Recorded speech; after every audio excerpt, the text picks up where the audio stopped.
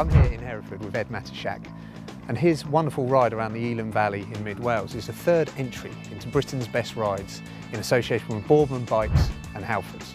It's a 64-mile loop with over 5,000 feet of climbing. So, Ed, why is your Elan Valley ride one of Britain's best? Sell it to us. The best thing about Elan Valley is how remote this road is. I mean, a lot of it feels like a rally stage. You're in the middle of nowhere, you'll look around and you won't be able to see any other roads for a long way. You've got rolling hills, you've got all the valleys around you, and just this perfect ribbon of tarmac. Even though this road is in the middle of nowhere and has no traffic on it, it's still really good surface to ride on. There's nothing too steep. You're not going to go over 15% gradients at any time. It's more rolling climbs. That sounds quite a challenge though. This isn't an easy ride, is it? It's not. No, I mean, you're never going to get an easy 60-mile ride in Wales. It's not child's play, but it's not going to challenge you too much. How did you discover it then? Well, I used to live in Aberystwyth and I did a lot of mountain biking in all of that area, and even then I looked at that road and thought, that would be great on a road bike, let alone going out there on a mountain bike. So again, the idea of a remote ride might worry people because they might think there aren't any shops for supplies or anything like that. Are there any pubs? Is there anywhere you can stop for a nice meal? You don't pass any pubs, you don't really pass any villages, but you will turn up in Devil's Bridge and there's a cafe there. You want all the gear you're going to need with you, really. And one of the things that always makes a ride really good, as well as great climbs, people love good descents. So have you got some nice descents for us on the ride tomorrow? The best descent is right towards the end, so it's a nice finish to the ride. And you'll see switchbacks that you don't normally see in this country because they're steep and really sharp turning. So you'll have your knee out like Valentino Rossi at times. I hope so. It seems unlikely, but so it's quite a nice one just for sort of a reasonably gentle 60 miles. A little bit of pain, but not too much. That's right, yeah, and a right laugh as well. You're going to have fun on some of the descents and some of it. Great, look forward to it.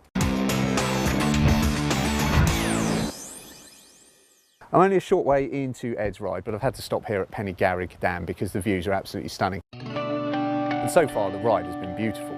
Really nice start, pretty gentle. Just come up a short climb, almost alpine in its essence, if you like. Nice switchbacks through the trees, and nice and shady on a hot day like today. And the ride past the reservoirs has so far been absolutely gorgeous. I'm going to follow the reservoirs for another couple of miles and then it's on to the main loop.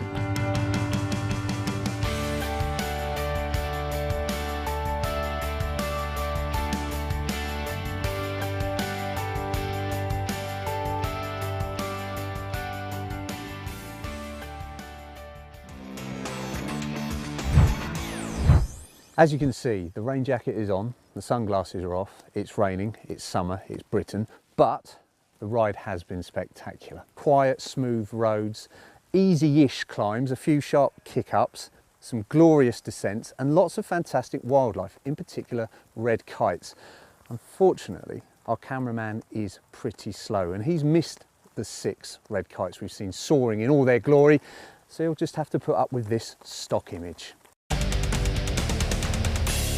For a lunch stop, we'd recommend stopping in Devil's Bridge, a couple of nice tea rooms there, and if you've got time, you can go and have a look at the stunning waterfall. The fantastic views behind me here are reward for the longest and hardest climb of the day. It came about 12 miles from the end, it's about 2.5 miles long, average gradient of 6.8%, harder in the middle than the beginning and the end, but it is a really nice climb and the descent afterward is absolutely fantastic.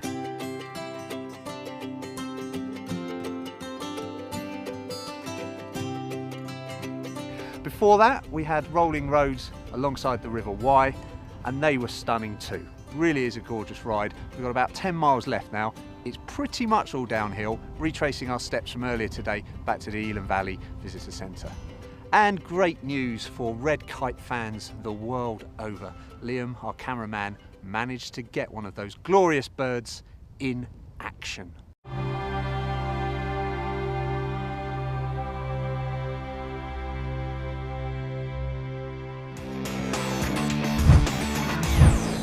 I'm back at the Elan Valley Visitor Centre after 64 miles and just over 5,100 feet of climbing, and yet again I think I've just ridden one of Britain's best rides. The Elan Valley is absolutely gorgeous, and this ride shows it off in all its glory. We've seen red kites, had some fantastic climbs, not too challenging. The last one was the hardest, 2 miles, 6.8%, bit of a toughie, but you were rewarded with a brilliant descent.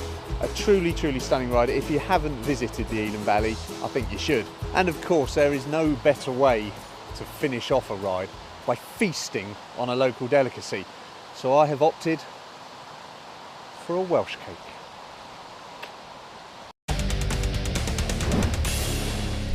Chewy. We're looking for Britain's best rides. If you think you've got one that can beat mine, send us your videos of no more than 60 seconds or photos with supporting words to a maximum of 200 to tell us why yours is a winner. If we think yours is one of the best, then we'll put it to the public vote. The winner will get a Boardman Performance bike courtesy of Halfords. Not only that, every month, 3 lucky winners will get prizes from Halfords too.